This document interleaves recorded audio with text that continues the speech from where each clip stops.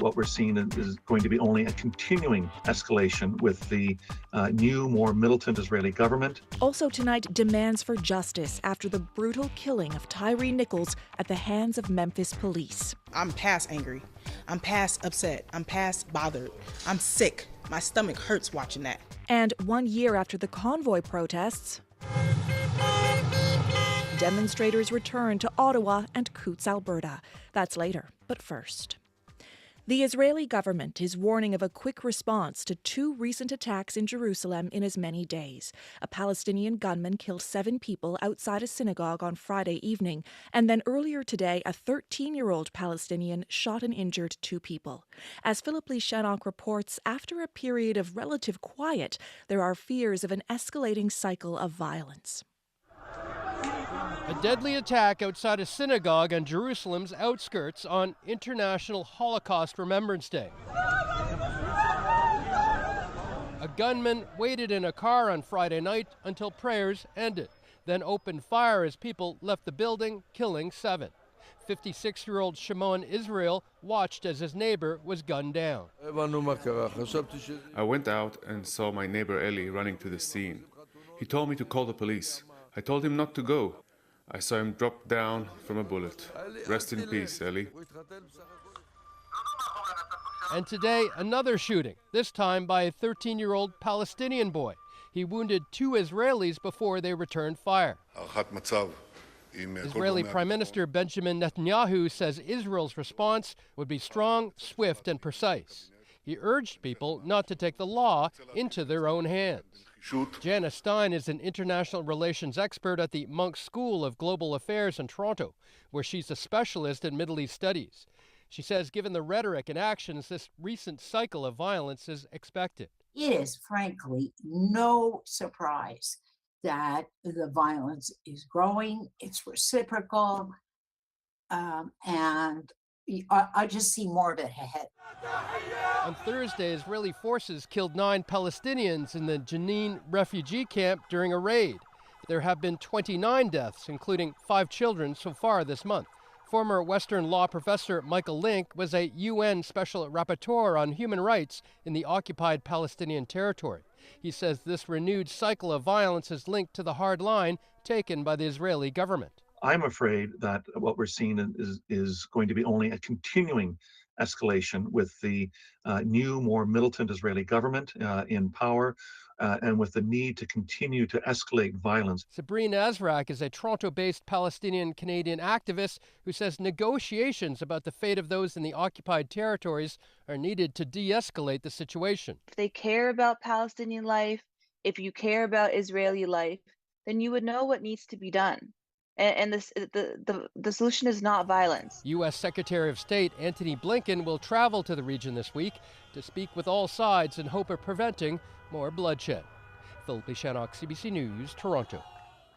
The Memphis police chief says she is permanently disbanding the Scorpion Special Unit, whose officers violently beat Tyre Nichols.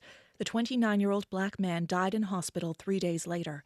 All day, more reaction has been coming in to the release of disturbing body cam footage showing that beating. And in about a dozen U.S. cities, there have been mostly peaceful protests against police brutality. Chris Reyes reports.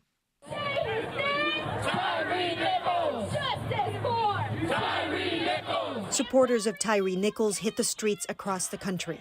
New York, San Francisco, Los Angeles, and in Memphis. Damn, I didn't do anything. The marches taking place soon after the Memphis Police Department released videos capturing in horrific detail the arrest and then vicious beating of Nichols on January 7 at the hands of 5 police officers. Those officers have now been fired. They're facing criminal charges, including second-degree murder.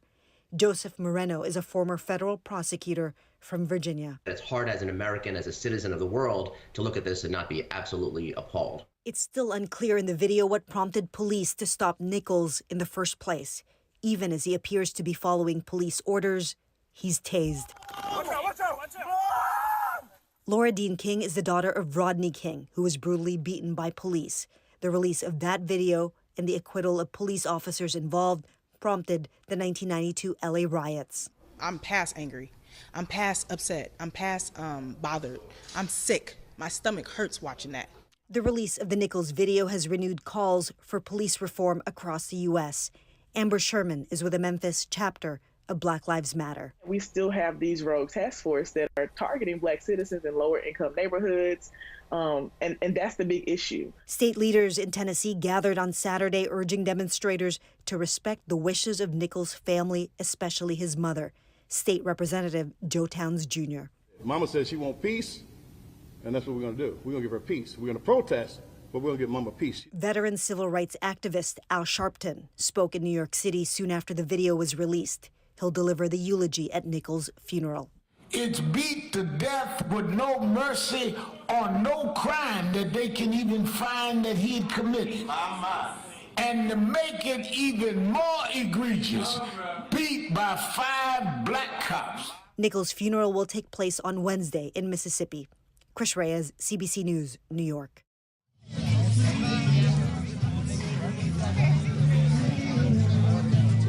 In Ottawa today, a few hundred people gathered in front of the House of Commons, marking 1 year since convoy demonstrations began there and across Canada. In the nation's capital a year ago, thousands of protesters, some with big rig trucks, blockaded the area in front of Parliament for weeks. What unfolded led the federal government to invoke the Emergencies Act for the first time in Canada's history, and a police response rarely seen in this country. Ottawa police were there again today. The CBC's Marina von Stackelberg reports. 1 year since thousands occupied Parliament Hill, 200 convoy protesters have returned, including organizer Matthew Venn. People are here for freedom, right? And they were here last year. It finished badly. We're here to regain a little bit our image and things like this. They came last year opposing COVID-19 public health restrictions and federal vaccine mandates. Those are now mostly gone. But the protesters are back with a DJ and Canada flags, although this time they promised to leave. Oh, we just want to come back for the weekend. We're gone on Sunday. We're not blocking the street. We're not having any convoy. We're not doing that. We rent the hill. We have our music. We have our permits. We have everything we need. A year ago, multiple police forces were widely criticized for their response. Some protesters openly broke laws and harassed residents.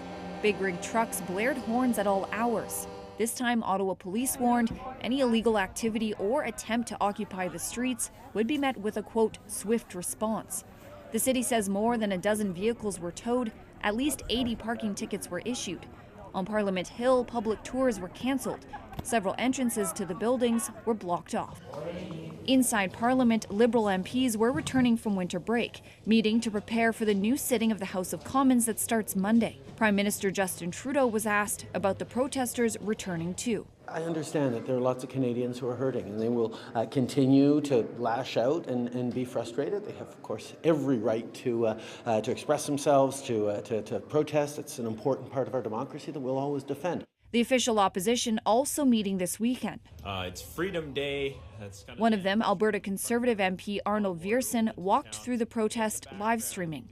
Inside at their meetings, Ontario Conservative MP Ryan Williams says the convoy protests weren't just about mandates. You know, I think the movement signified more than just one aspect. It was about people saying that they want control back of their lives again. They're upset with where they are in their lives, paying bills, making rent. Manitoba Conservative MP James Bazan says he still hears from his constituents who want answers. We need to actually look into all aspects of the pandemic and how it was handled. I'm looking forward to seeing the results coming from the inquiry. That inquiry looked into the federal government's decision to invoke the Emergencies Act. After weeks of occupation, it gave police extra powers to shut down the protests last year. The results of the inquiry, looking into whether that was justified, are set to be released next month. Marina von Stackelberg, CBC News, Ottawa.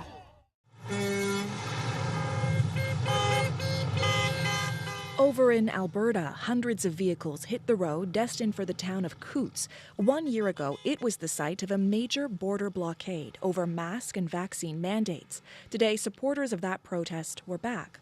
Our Erin Collins was there and spoke to us from the road just south of Lethbridge. Erin, how did today's protest play out, and how did it compare to a year ago? Stephanie, it was very, very different. I mean, other than the fact that it was really cold, it couldn't have been much more different, which makes sense since the world is really a different place than it was a year ago. I mean, last year, protesters in all sorts of vehicles, from big rigs to minivans, took over Highway 4. They really caught authorities off guard, blocking traffic to the border. Their goal, an end to mask and vaccine mandates here in Alberta and across Canada. So fast forward to today, a year later, what's changed? Well, pretty much everything. I mean, the mandates they were protesting, they're pretty much gone. The police, they're very prepared this year. This year it was RCMP who had the highway blocked off. But we should be really clear, that wasn't the protesters' objective today. I spoke with organizer Shell Landry, and she says today's convoy was really a celebration of the removal of most mandates. Still, she says the fight isn't completely over. Even though our government has said that we don't need to have masks to go about our daily lives, they are still required in medical facilities, in clinics, and hospitals. I personally have been denied care at an emergency room because I cannot wear a mask. And because I am not jabbed, I cannot access other things as well. And that is very frustrating. Okay, so it sounds like it was a peaceful drive down to the border. And where did the convoy head after that? Yeah, right. It really was. And that really is the other side of this story. You're going to recall that during that border blockade, police arrested 4 men who were alleged to be stockpiling weapons. They're planning to use them against RCMP officers. Now, all 4 are still behind bars. 2 are in a Lethbridge jail about an hour north of the border. So I want you to have a listen to this. So that's the sound of hundreds of vehicles slow rolling past the Lethbridge Correctional Center. The focus of this group, Stephanie, has shifted. They're pushing for the release of those 4 men charged last year with plotting to kill police. Michelle Landry says they've been wrongfully accused, used to justify the use of the Emergencies Act. Politicians are not always truthful. So, I think that they do have an agenda. We want to stand up against that because it's not just our rights as the people who are here for this event or who were at Coots last year. It is the rights of all Canadians. These 4 men in jail could have been any one of us that were down there in Coots. Any one of us could have been targeted and arrested. So after they rolled by the jail here, it was onto a barbecue and fundraiser for the men those protesters are calling the Coots 4. And I should say that Mounties did conduct a large undercover investigation at the time the 4 men were arrested, one that included an imminent harm intercept wiretap, which was used because it was thought officers might be in imminent danger. So Stephanie, all 4 of the men are charged with conspiracy to commit murder. They've been denied bail, and they're set to go on trial in June. Aaron, thank you so much for this. You bet. The CBC's Aaron Collins near Lethbridge, Alberta. At least 3 people are dead and 4 others injured in another shooting in California. It happened around 2:30 in the morning in a neighborhood just outside of Beverly Hills. Police say the 3 people killed were inside a vehicle, while the 4 injured were standing nearby. Of the injured, 2 are said to be in critical condition. This is the latest mass shooting in California after 11 people were killed in a dance hall in Monterey Park last Saturday and 7 were killed in Half Moon Bay on Monday. I've been in this community my whole life, 45 years. I've never seen it like this. A resident of Auckland, New Zealand, where a state of emergency has been declared due to widespread flooding and landslides. At least 3 people are dead and at least 1 missing after a record rainfall of 250 millimeters in less than 24 hours. Video on social media shows people trapped in chest-deep water in some areas, with rescue workers conducting evacuations on kayaks. Chris Hipkins is New Zealand's new Prime Minister. This is an unprecedented event in recent memory. In the aftermath, we will have plenty of time to evaluate the response, but for now our focus is on making sure that we support Aucklanders through this. More heavy rain is expected in parts of Auckland for the next 5 days. You're listening to The World This Weekend on CBC Radio. I'm Stephanie Skandaris. For years, Muslim community leaders in Canada have called on authorities to tackle racism, hate-motivated violence, and the growing presence of far-right groups. Now, the federal government has appointed its first special representative on combating Islamophobia. And as Katie Nicholson reports, the move comes just as Canada prepares to mark a tragic anniversary. Families, distraught and bundled against the cold, comfort one another under the red strobe of police lights. This was the scene outside a Quebec mosque 6 years ago this weekend, after a gunman took the lives of 6 Muslim men inside. This week, just days before this grim anniversary, a new appointment to lead the Canadian charge against Islamophobia. It is my hope that I can act as a bridge builder and work with leaders to inspire all Canadians to better understand Muslim identities and cultures. Amira El-Gawabi, a former journalist, now Canada's first ever special representative to combat Islamophobia. El-Gawabi will provide advice and make suggestions on how programs and regulations can be more inclusive while shining a light on important contributions of Muslims in Canada.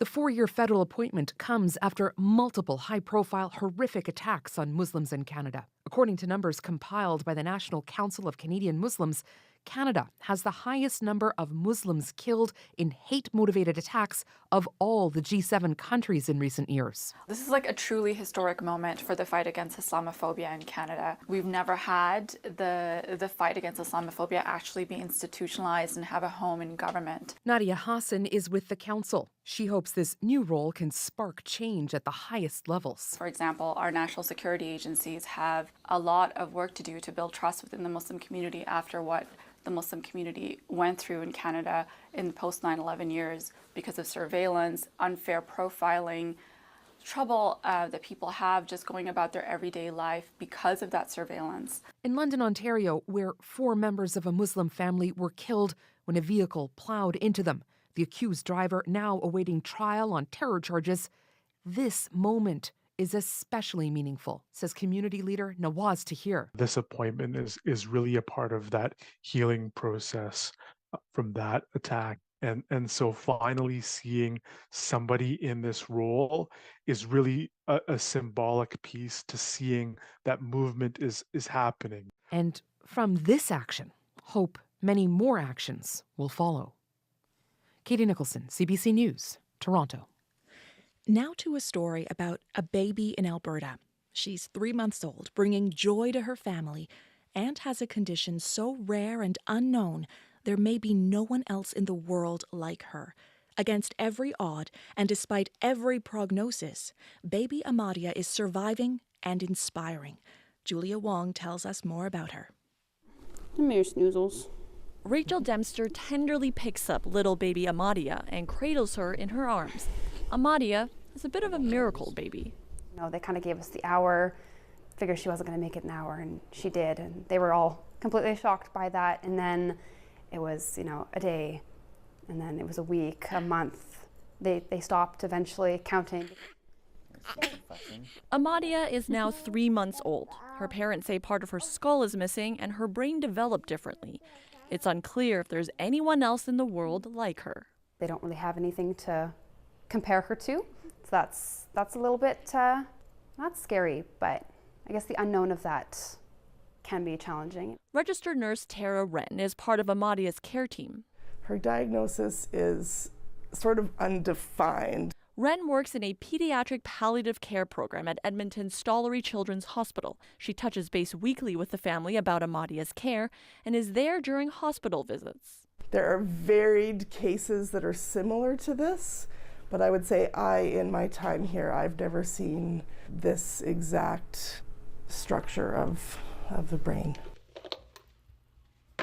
The family has settled into routines with Amadia, giving her medication for seizures and dystonia. Did you already separate them in portions? And giving her milk through a feeding tube. Father Braden Dempster. She's quite happy. She loves to be held. She's a very content baby. And a strong one as well. When she was 1 month old, Amadia battled and beat RSV. A month later, she overcame pneumonia. She's just her own person, and she's incredibly strong. And her resilience is rubbing off on her family. We've had some of those days that are just, I don't know if I can keep going. But then, we surprise ourselves. Really, strength. She's really taught us how to be strong. It really is a challenge. Durhan Wong Rieger is the president of the Canadian Organization for Rare Disorders. She says 3 million Canadians have rare diseases, and it's critical for families to have support. It's a huge impact for families, right, in terms of having a child, especially when the prognosis is unknown. It takes a huge toll on people in terms of their emotional, mental health. It takes a huge toll on people in terms of time. As for nurse Tara Wren and the care team, Amadia has taught them a valuable lesson. We feel we can predict what the future might hold, and we often have to be reminded that we don't always know. And the family is okay with that uncertainty. As her doctor often says, Amadia is writing her own story. You know, we're just going to follow her lead. And take it one day at a time. Julia Wong, CBC News, Drayton Valley, Alberta.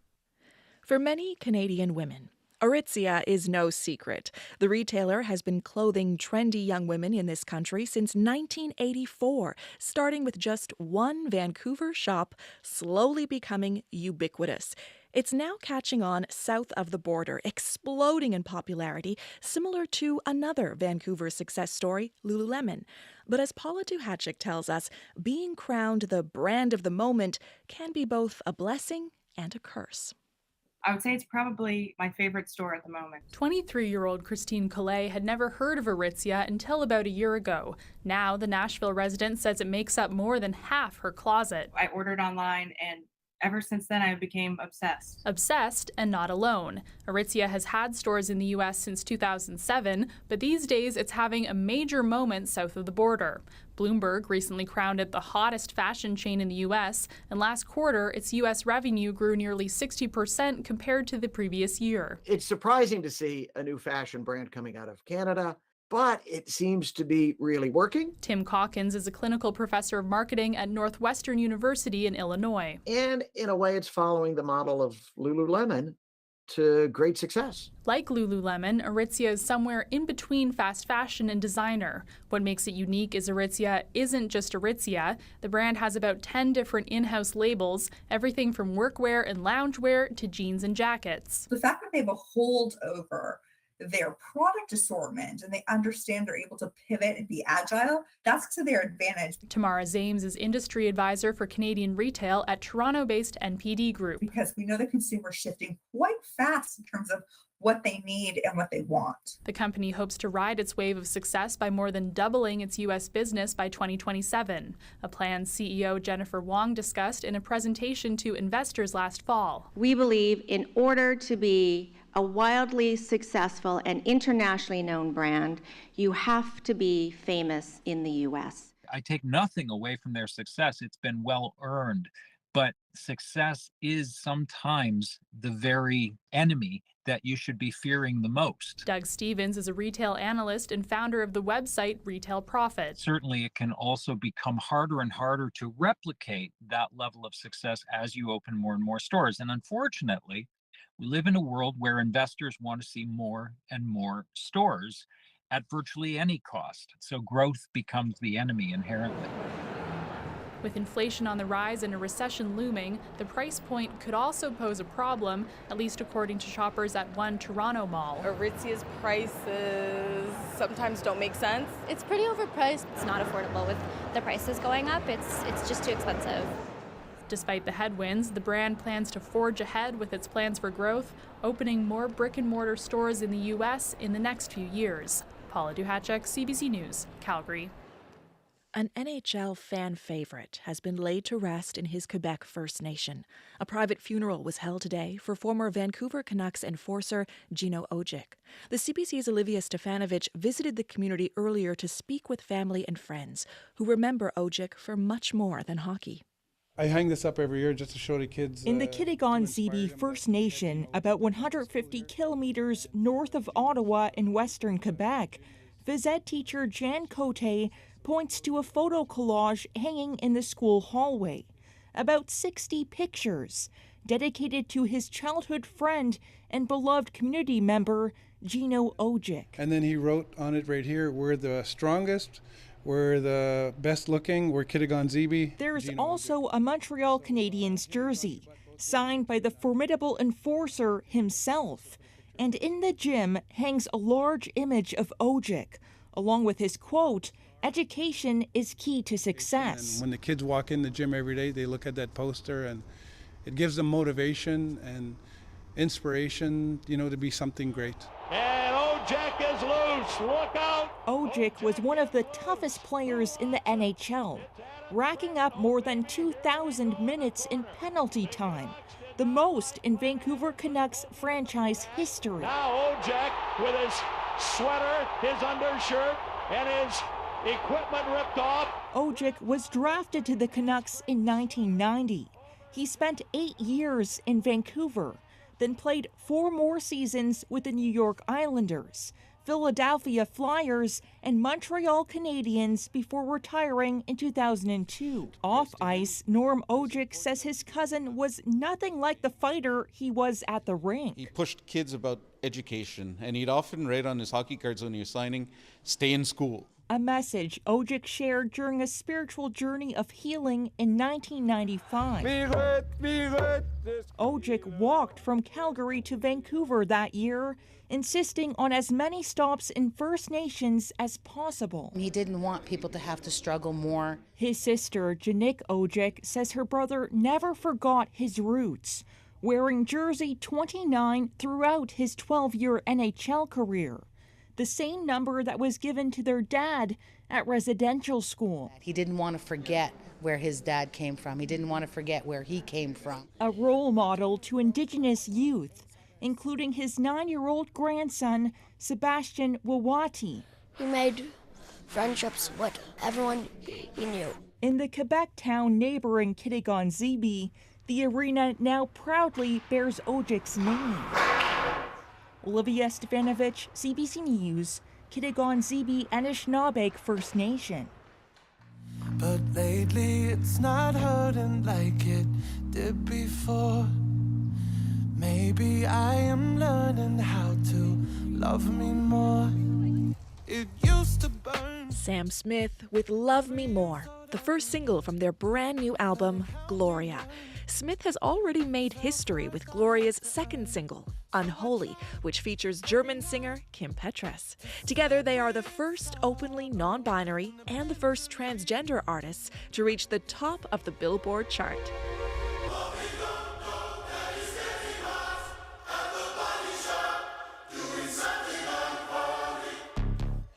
Smith has also opened up about what it's been like since they openly came out as non-binary and changed their pronouns in 2019. In an Apple Music interview, they said there's been 2 very different experiences.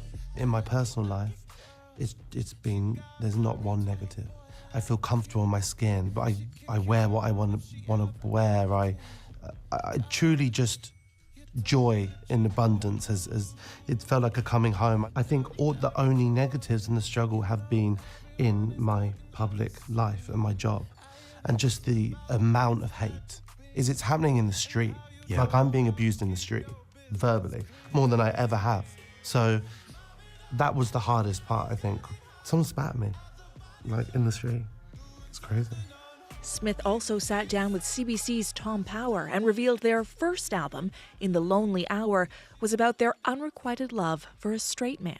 It is from a queer perspective, and I think that album just shows that, yes, my music's from a queer perspective, but my music is for everyone, and everyone's felt those feelings. Even if you're not queer, everyone feels unrequited love in school and those moments and throughout their lives. You can listen to that full interview on Q with Tom Power this Monday. In the meantime, we'll leave you with a little more of Sam Smith's Love Me More. You've been listening to The World This Weekend. I'm Stephanie Skandaris. Good night. Just a little bit, love me more. Just a little bit, love me more. I'm gonna try to